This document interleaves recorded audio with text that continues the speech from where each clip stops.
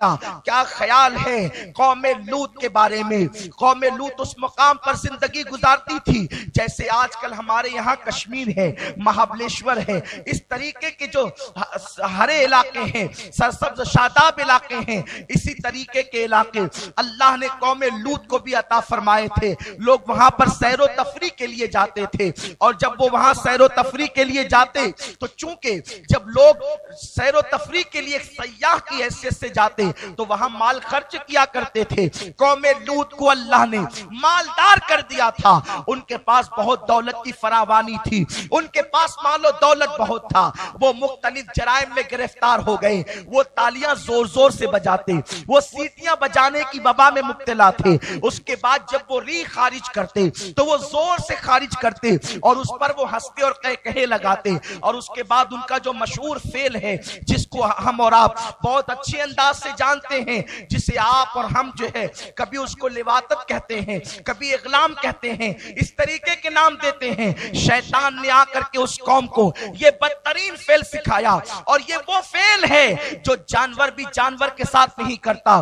یہ فعل بد جو ہے جانوروں میں صرف خنزیر کرتا ہے، صرف سور کرتا ہے، اور اس کے علاوہ ان کی جو برائیاں تھی، تالیاں بجانا، سیٹیاں بجانا، یا اس طریقے کے اللہ اکبر زور سے ری خارج کرنا، اللہ تبارک و تعالیٰ نے جناب ابراہیم علیہ السلام کے بھتیجے جناب لوط علیہ السلام کو اس قوم پر مبعوث فرمایا۔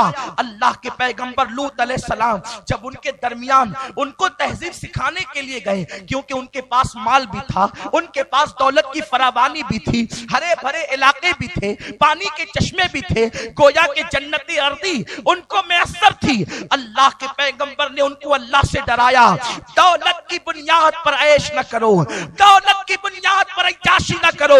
جو مولا دینے کی قوت رکھتا ہے وہ چھیننے کی قوت بھی رکھتا ہے۔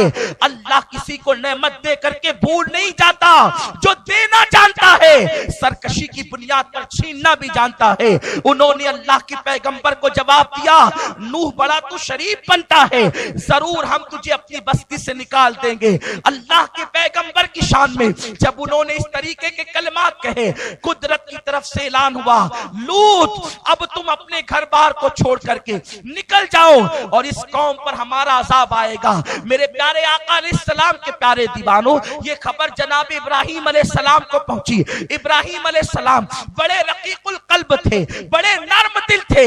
آپ نے ہاتھ اٹھا دیے، اللہ قوم لوط کو اپنی عذاب سے بچا لے۔ اعلان آ گیا، حکم آ گیا، اے ابراہیم اب ان کے لیے دعا نہ کرنا، قدرت ان کے لیے عذاب کا فیصلہ کر چکی ہے، قدرت ان کو تباہ کرنے کا فیصلہ کر چکی ہے، اب تم نے ان کے لیے دعا نہ کرنا۔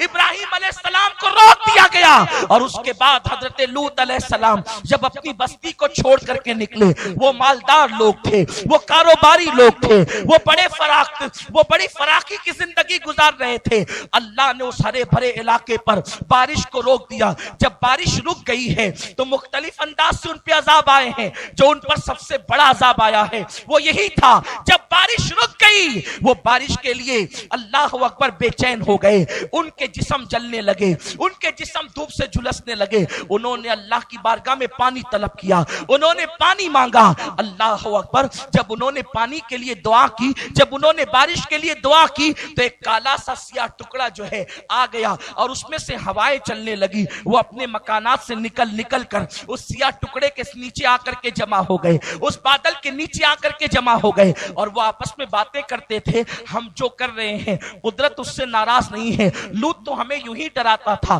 دیکھو اگر قدرت ہم سے ناراض ہوتی تو ہمارے مانگنے پر یہ بادل کا ٹکڑا کیوں آتا۔ حتیٰ کہ جب بادل کے ٹکڑے سے ٹھنڈی ٹھنڈی ہوائیں آنے لگی اور ان کے جو جسم جھلس رہے تھے ان کو راحت ملنے لگی، وہ ایک دوسرے کو آواز دے دے کر پکارنے لگے، وہ اچھلنے کودنے لگے۔ اب ان کو انتظار تھا، ٹھنڈی ہواؤں کے بعد بادل سے رحمت کی بارش گرے گی اور رحمت کی فوار برسے گی۔ لیکن جیسے ہی ان لوگوں نے سب کو جمع کیا، اس بادل کے ٹکڑے سے پتھروں کی برسات ہونے لگی۔ ہر پتھر پر مجرم کا نام لکھا ہوا تھا، اور وہ پتھر سر پہ گرتا اور سر کو چیرتے ہوئے، جسم کو چیرتے ہوئے پاخانے کے مقام سے باہر ہو جاتا۔ اس طریقے سے وہ ہلاک ہوئے۔ اتنا ہی وہ ہلاک نہ ہوئے، جب وہ مر گئے، جب وہ تباہ हो गए तो जनाब जिब्रील को हुक्म हुआ, जिब्रील जाओ और जा करके उस जमीन को अपने परों पर उठाओ। जनाब जिब्रील ने उनको अपने परों पर उठाया, जमीन के उस टुकड़े को, रिवायतों में आता है कि जनाब जिब्रील अलैहिस्सलाम जब जमीन के उस खित्ते को जहां पे कौम लूत रहती थी, जब उनको उठाया तो उनके कुत्तों के भौंकने की आवाज आसमान वाले फरिश्तों ने सुनी, इतने ऊपर उठा कर ले गए और फिर उनको इसी तरीके से पलट दिया गया और हमेशा के लिए वो लोगों के लिए इबरत का मकाम बन गए। फातबिरु या उलिल अबसार, ए आंख वालों इबरत हासिल करो। दुनिया की किसी कभी गरीब कौम ने अय्याशी की तरफ कदम नहीं उठाए, दुनिया की किसी तंग दस्त कौम ने कभी बुराइयों की तरफ कदम नहीं उठाया।